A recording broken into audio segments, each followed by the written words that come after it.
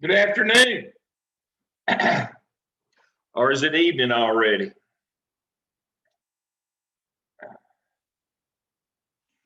Time flies when you're having fun.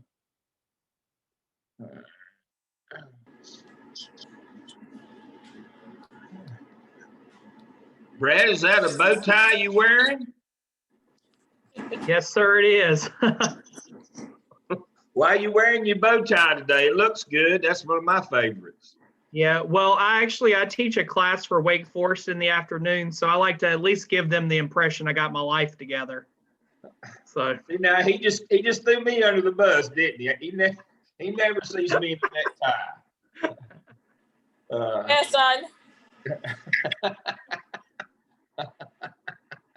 Just ran me right over. She's at 3. She is. Oh my. Let me mute everybody. You can unmute yourselves. We got Dr. Caton and Dr. Maraglia with us. Good evening, both of you. And I'll what time is this? Time to start. We'll get started. Make sure I'm recording. Dr. Caton, I used a snippet of our video from last week when I did a professional development this week.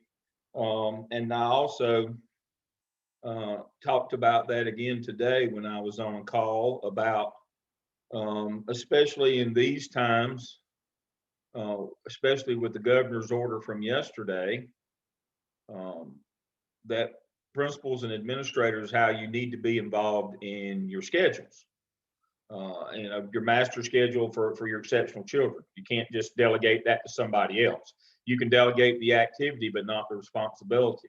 I thought that came pretty much from what I read and interpreted from the governor's news conference yesterday. I guess it was yesterday, about that districts are going to have to do a better job serving their exceptional children. That you're not going to get a pass.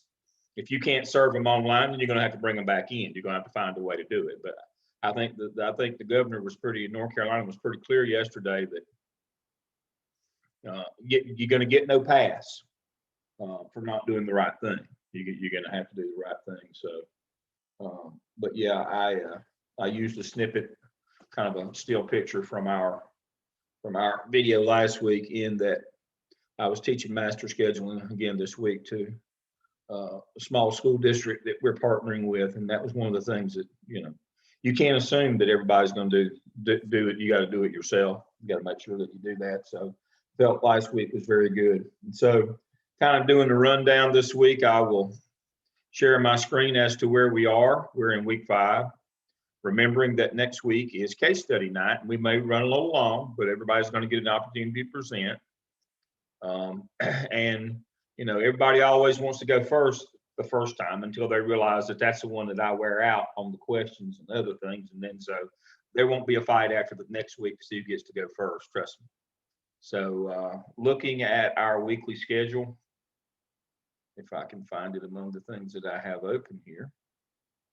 Here we go.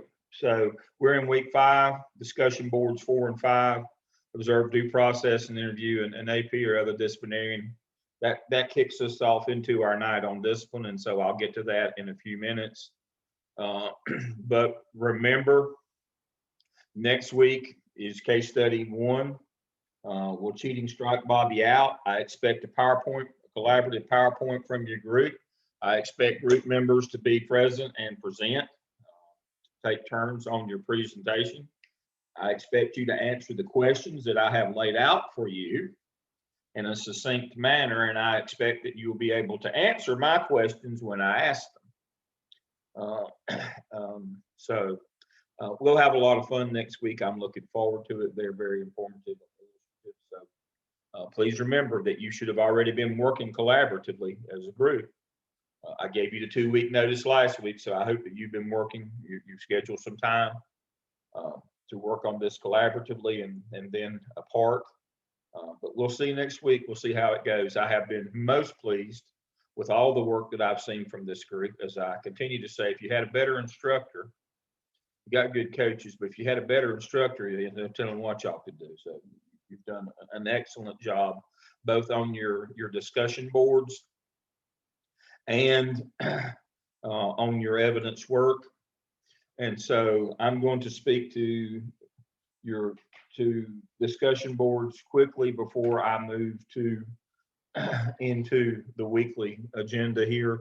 I want to call out Cassandra in her response this week to the discussion boards about due process.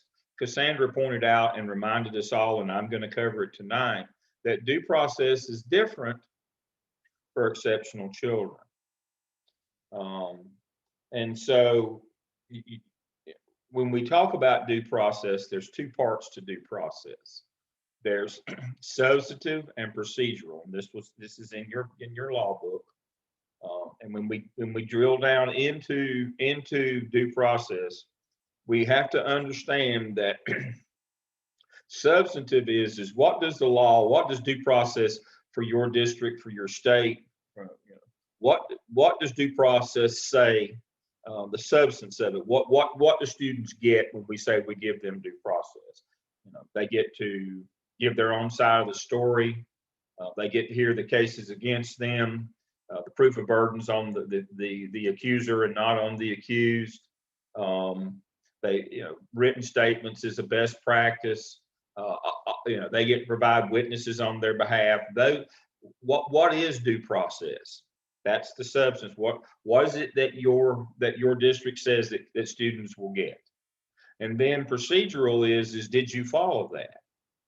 And so I'll give you an example. And so Cassandra pointed that out, in that EC kids have another layer on top of that, which is they get some additional protections, like a limit on the number of days that they can be suspended out of their regular placement. Now, I'm going to stop my share. I don't know that this matters, but so I can look. But I want you to hear this very clearly. When you move a kid from whatever their placement is, that counts in that total. So let me make you sure you understand that. You can't suspend a kid, an EC kid, more than 10 days. When you reach the 10-day threshold, you have to go through the process. That means you have to do manifestation determination, a functional behavior assessment, a new DEC-5. You have to revisit any behavior goals in the IEP, and you have to do an updated psychological. Those 5 things have to be done in order to make sure that what that kid did that would get him suspended or her suspended is not a function of their exceptionality or a manifestation of their exceptionality. So that's the rule, no more than 10 days. But there's 2 things that we forget that go along with that. And here's the important part.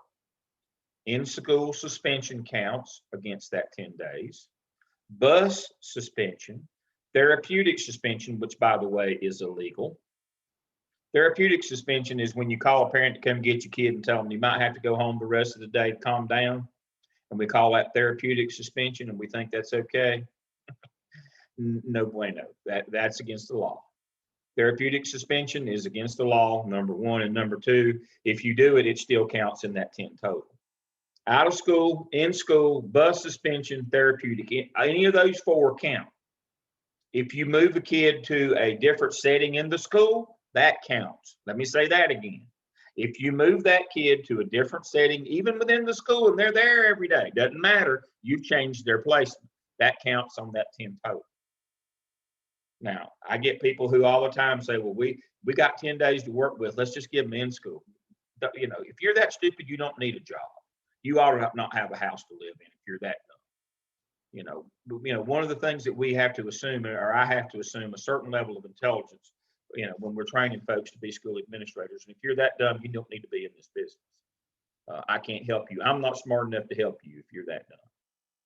If you do any of those 4 things, out of school, in school, bus, or therapeutic, that counts. And if you just move them from one place in the building to another, if you have changed their placement physically, that counts as well. Those 5 things count in that 10-day total. That's not debatable. That's not Dale's opinion. That's the rules. Now, Here's the piece that goes along with that as well. Again, this is an IQ test. The third time, the third time, regardless of what you did. Remember, and we're going to talk about this in a minute, we report incidents, not outcomes. What that means is we report if a kid got in a fight or not whether or not we suspended him. I've had people, shortly until I fired them that said, well, I didn't have to report that fight because I didn't suspend them. No, that's just stupid. You have to report the fight. That's the incident. The suspension is the outcome. We report incidents, not outcomes. So now, the third time a kid is involved in the same type of incident,